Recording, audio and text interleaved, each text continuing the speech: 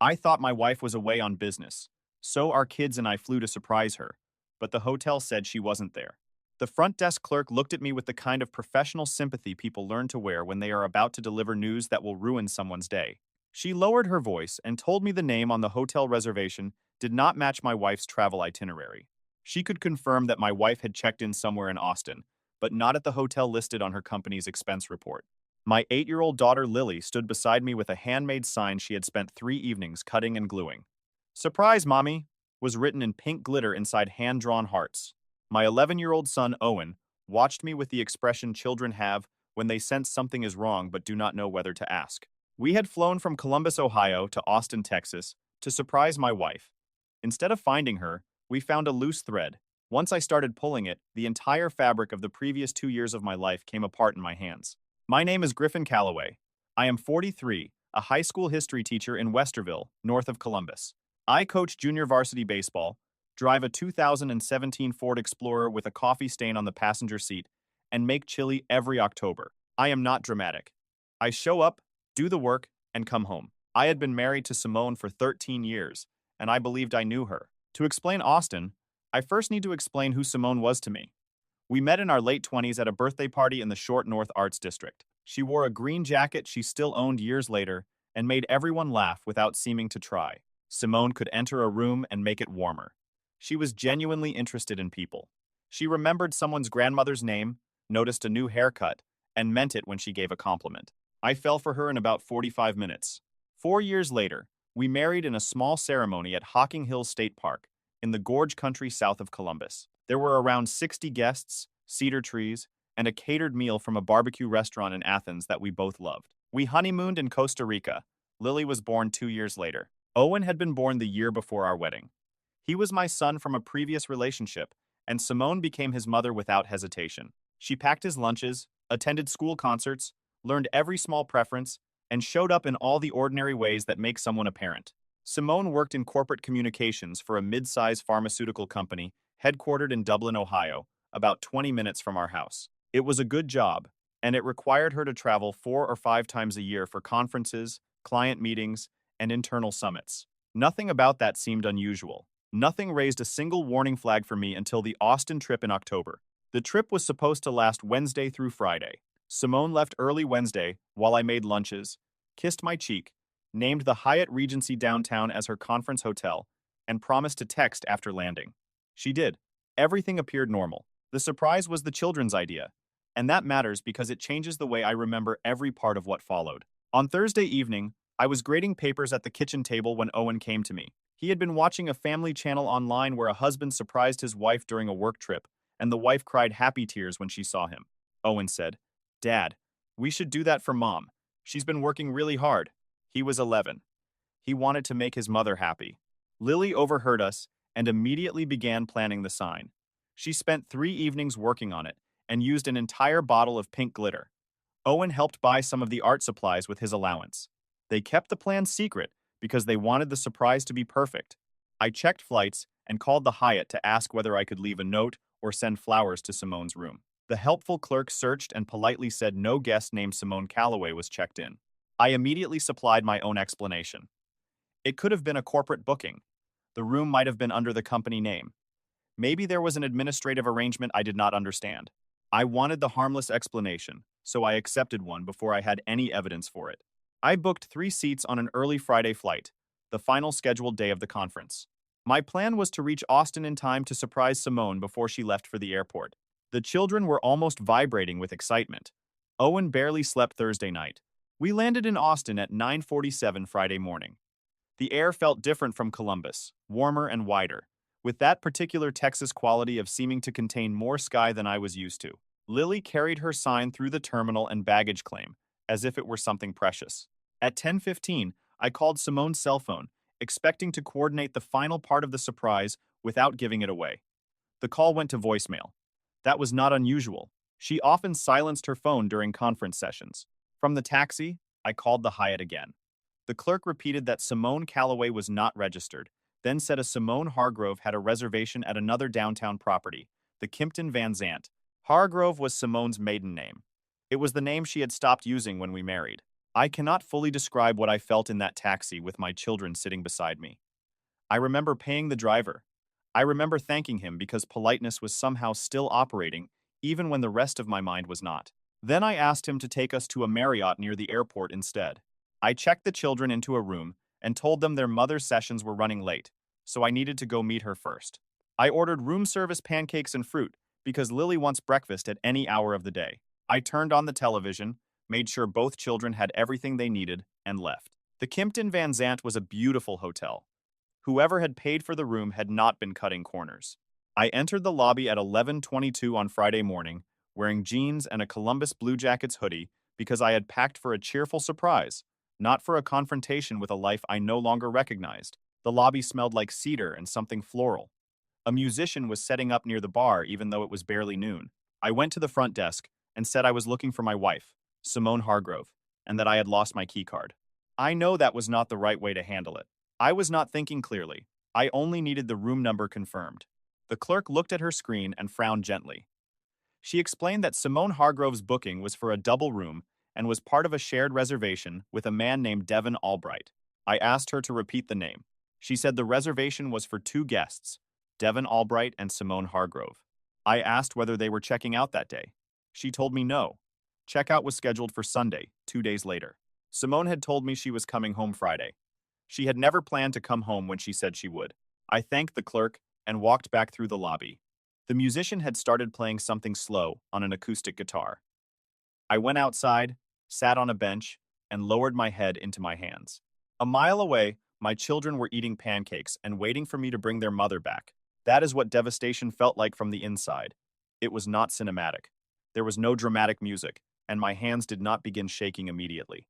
I simply sat outside a beautiful hotel in Austin and understood, with quiet surgical clarity, that my life was not what I had believed it to be. The decisions I made during the next few hours mattered. First, I called my brother, Trevor. He lives in Clintonville, on the north side of Columbus. He is 2 years older than I am, works in commercial heating and air conditioning, and is the most unflappable person I know. When I was 14 and broke my arm falling from a tree in our backyard, Trevor carried me into the house while our mother panicked. He has always been that person. I told him everything in about 4 minutes.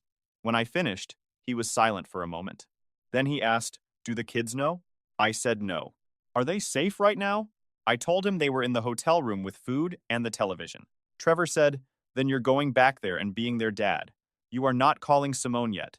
You're going to take those kids somewhere fun because they flew all the way to Austin and they don't know anything is wrong. You're going to get through today. Tonight, after they're asleep, you can figure out the next step. Can you do that?" I told him I did not know. He said, "You've been doing hard things your whole life, Griffin. This is one more hard thing." I decided not to confront Simone at the hotel. I did not trust what I might say, and my children did not need to witness the scene. I also documented everything. Screenshots of Simone's texts naming the Hyatt, a photograph of the Kimpton, and every date, time, and name. I teach history. Evidence matters. Then I followed Trevor's advice. I returned to the Marriott and took Owen and Lily to South Congress. We walked into every strange little shop that interested them and ate tacos from a food truck. Owen found a vintage baseball cap in a secondhand clothing store and wore it for the rest of the trip. Lily wanted to stop at every window displaying jewelry. I placed one foot in front of the other and remained their father. All the while, I watched my phone. At 2:17 that afternoon, Simone texted me. "Busy day. Sessions running late. How are the kids?" I stood in the middle of South Congress Avenue and stared at the message for nearly 2 minutes, while Owen and Lily argued cheerfully about which taco truck had better salsa. Finally, I replied, "Good. Everything's good. Take your time." Knowing the truth while the other person does not know you know splits you in two. One version continues the ordinary conversation. Another watches from slightly outside, barely believing the performance is real. I disliked deceiving her, but I was in an unfamiliar city with 2 children and still wanted certainty. I knew Simone and Devon shared a room and that the reservation extended past her stated return, yet some part of me still demanded a complete answer before I blew apart our family. That night, after Owen and Lily fell asleep, I sat on the bathroom floor with my back against the tub. Lily was still holding the surprise sign, now rolled up beside her in bed. I searched Devon Albright's name on my phone. His professional profile identified him as a 46-year-old senior vice president of strategic partnerships at a medical device company in Nashville. His polished headshot showed a tall, composed man. Simone's company worked with medical device manufacturers, so they could easily have met through work. Then I found his public social media account. Most of it was professional. Industry events, travel pictures, conference photographs, and polished posts about partnerships and leadership. Eventually, I found a photograph from a company summit in San Diego 18 months earlier. Simone was visible in the background, laughing at something outside the frame. Beneath the photograph, among the predictable professional comments, Devon had left one small red heart. A heart from 18 months earlier was not proof by itself, but it was a signal. I sat on that bathroom floor for a very long time. Saturday morning, the children wanted to visit Barton Springs Pool in Zilker Park. It is a natural swimming area fed by underground springs, and the water stays cold throughout the year. Lily screamed when she first entered, and then almost immediately refused to get out. While I watched my children swim, I began constructing a timeline. The heart had been posted 18 months earlier. Simone's travel had increased around 14 months earlier. She had explained that a new portfolio of clients required more face-to-face meetings. That was plausible in her field, and I had accepted it. She had traveled to Nashville 3 times, an unusual destination compared with Boston, Chicago, or the West Coast. She called it a new client cluster in the Southeast and returned each time as the same warm, slightly tired Simone. Or I believed she did. I searched my memory for details I might have missed. I wondered whether there had been signs I chose not to notice, because noticing them would have required me to ask questions I did not want answered. Owen climbed out of the water and sat beside me on the grass, dripping and eating chips from a bag. "Dad, are you okay?" he asked.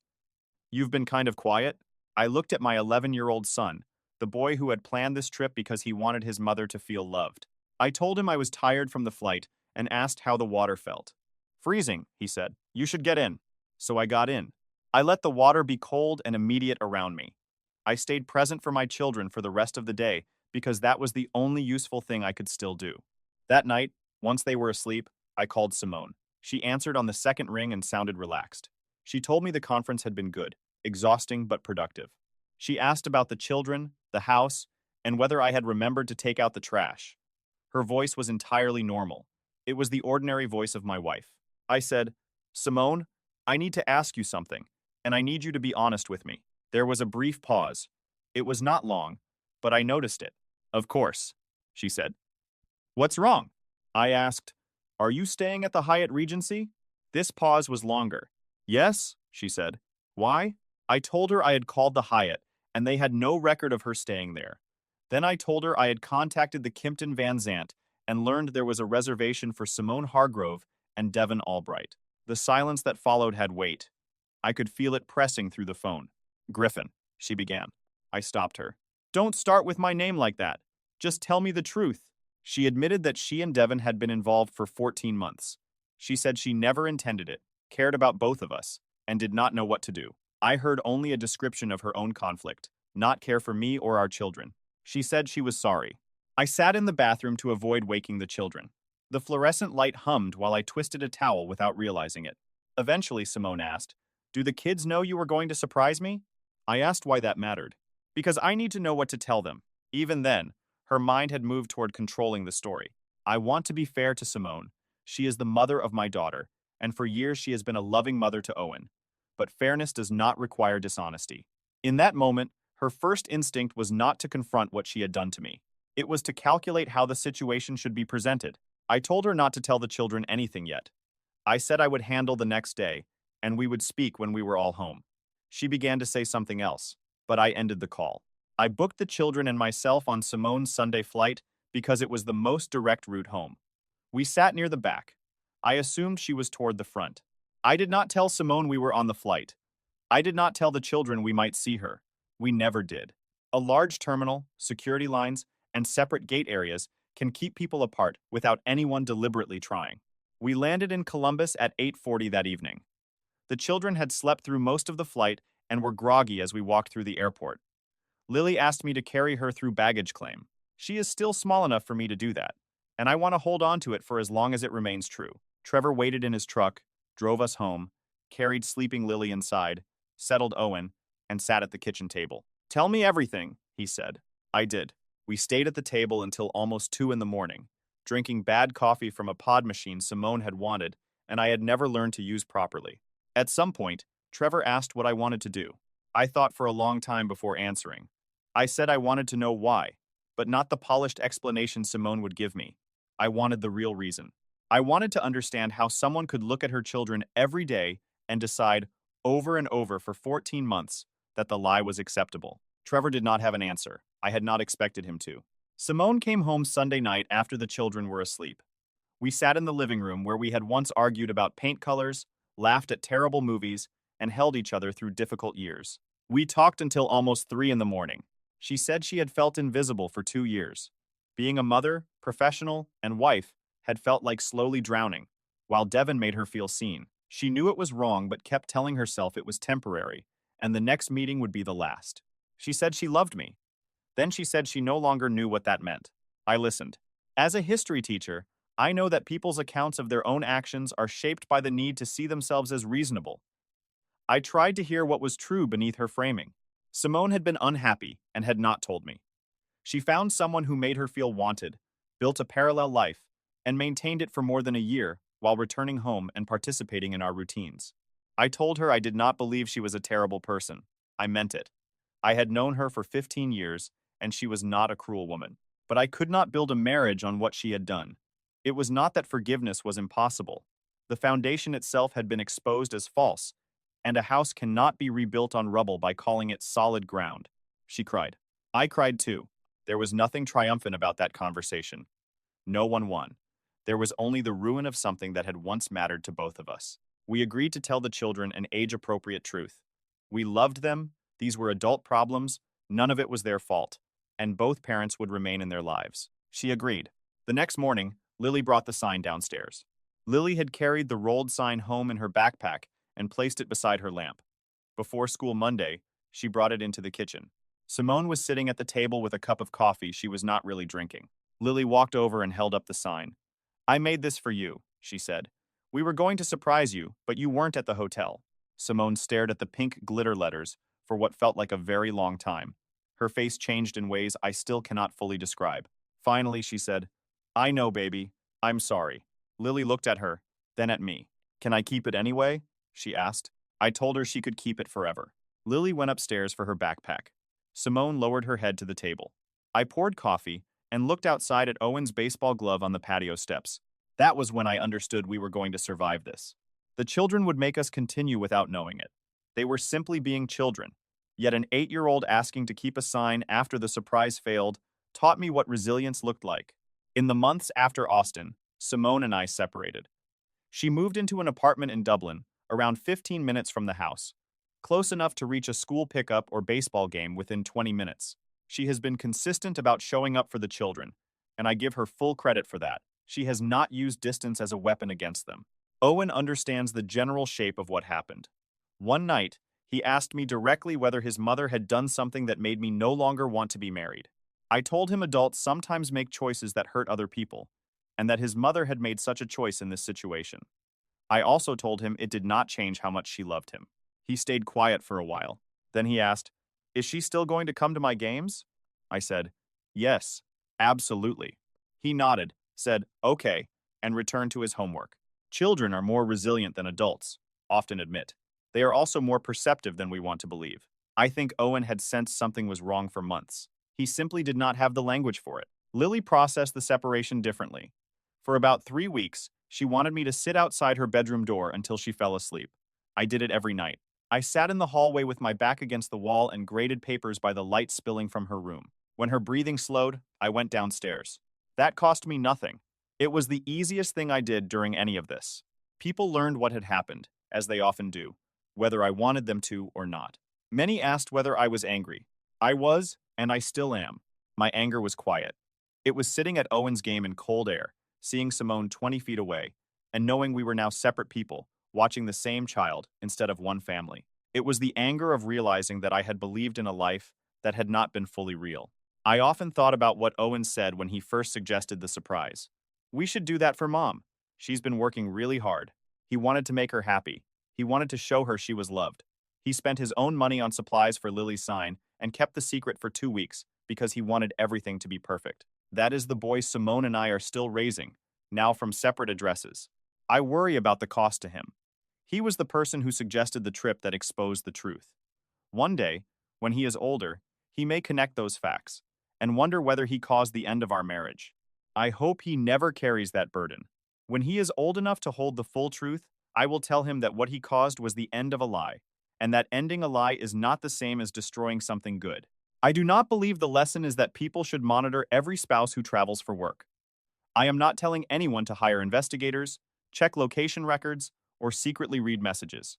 Suspicion is not a healthy foundation either. The lesson is simpler and more difficult. People have to talk to one another honestly. Simone said she had felt invisible for 2 years. I had not known. I do not believe I was neglectful in the obvious sense. I was present, reliable, and involved. I came home. I helped with the children. I managed bills, schedules, school forms, repairs, meals, and the 1,000 ordinary tasks that keep a household functioning. But I did not ask the questions that might have revealed she was drowning. I did not push beneath the comfortable surface of our routine to learn what was happening underneath. I do not say that to accept responsibility for her affair. Her choices belong to her. A person does not get to deceive a spouse for 14 months and then point to the spouse's failure to ask the perfect question as an excuse. That is not accountability. Still, greater honesty might have led to a different story. We might have learned we wanted different things and dismantled our life with integrity instead of secrecy. That would have been devastating in its own way, but at least it would have been true. Honesty is the only thing I know how to demand now, and I demand it from myself first. I was not a perfect husband. I could be impatient. I became so focused on the logistics of our life, the bills, calendars, maintenance, carpools, and appointments, that I sometimes treated the marriage like a project to manage instead of a relationship to tend. I know that about myself now. I am trying to do better, even within a life that looks nothing like the one I planned. There was one more discovery, the detail that made the entire pattern feel even more deliberate. After our long conversation on Sunday night, Simone left for an apartment she had already rented.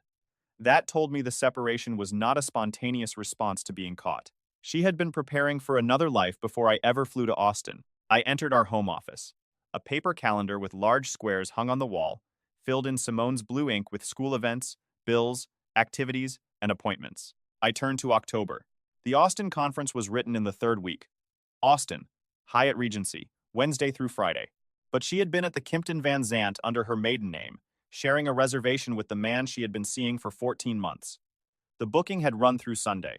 She had written the lie on our family calendar in blue pen. It was displayed on the wall where I could see it, where the children could see it, and where anyone entering our office could see it. She had looked at that calendar while making grocery lists, signing permission slips, and scheduling dentist appointments. The lie sat beside every ordinary piece of our shared life, as if it were simply another family obligation. I removed the calendar from the wall and folded it. I do not know why I kept it. Maybe it was evidence. Maybe I could not throw it away for the same reason people keep photographs of someone who has hurt them. Some things feel too real to place in the trash. Before October, Austin had been a city I wanted to visit properly. I had passed through once on a road trip and heard about the food, music, culture, limestone, and cedar-covered edges of the Texas Hill Country. In February, I returned alone for a social studies curriculum conference at the Austin Convention Center. I had registered months before any of this happened. I walked beside the Colorado River and returned to the South Congress shops where Owen found his baseball cap. I went back to Barton Springs and sat on the grass near the water without getting in. I watched families enjoy the cold pool in the February sun, and I allowed myself to feel everything without trying to escape it. On my final evening, I walked down Lavaca Street and past the Kimpton Van Zant. I did not enter. I simply stood outside and looked at the building. That was when I understood that what happened there had not broken me. It had broken something. It destroyed the version of my life I had believed in, but it did not destroy me, and the difference between those two things matters. Owen's baseball season begins in April. He plays second base. I have attended every game for 4 years, and Simone has attended most of them. Now we sit in different sections of the bleachers, not out of hostility, but because we are two people who are no longer together. We still cheer for the same boy when he turns a double play or makes contact at the plate. After his first scrimmage, I will take him to a Columbus taco place that reminds him of Austin and listen to whatever occupies his 11-year-old mind. At some point, he may ask another question about what happened. Owen processes things slowly, carefully, and on his own schedule.